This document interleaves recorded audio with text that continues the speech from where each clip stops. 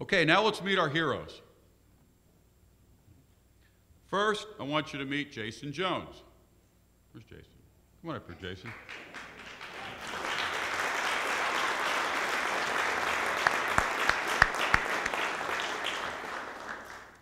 Jason is here with his wife, Chris. And his branch president, Dennis Perk, and his vice president of the branch, Phil Barnes, are here also, right? Did you guys come? Where are you? There you are. Okay, taking pictures. Near the end of his route each day, Jason Jones of Cleveland, Ohio, branch 40, would bring mail to 91-year-old Jack Clare, who lived alone. During the 3 years that Jason had walked the route, Jack would greet him at the door for a brief chat, every day.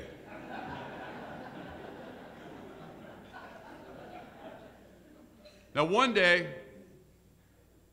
Jack didn't come to the door. And when he failed to appear the next day, Jason, who is a 6-year letter carrier, became worried. He looked around and saw no footprints in the snow to indicate that Jack had left the house, and Jack's car was still there. So Jason called the police. But the next day, Jason still saw no sign of activity at the house. There were no footprints, the car was still in place. So Jason called the police again, but this time he waited for the police to arrive. After forcing their way into the house, the rescue personnel found Jack on the floor, malnourished and dehydrated. He was taken to a hospital, and a few days later, he was moved to a rehabilitation facility to recover, where Jason went and visited him. The judges noted that Jason had paid attention to clues that other people might have missed. Jason's story exemplifies the importance of letter carriers looking after the elderly, disabled, or vulnerable, simply by using their powers of observation. And even after Jason thought it was all taken care of after the first call to the police, he sensed something wasn't right, and he didn't give up. And that's why we honor you, Jason Jones, as the NALC Special Carrier Alert winner for 2013. Congratulations.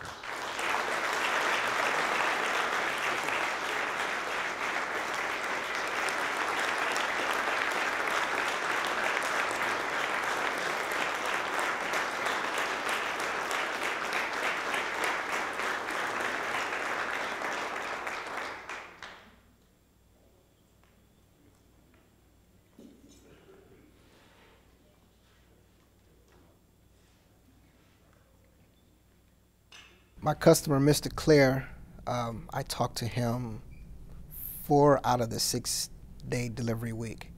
And when I noticed I hadn't saw him in about 2 days, I knew something was wrong. I knew immediately I had to call the police. I knew that something was wrong.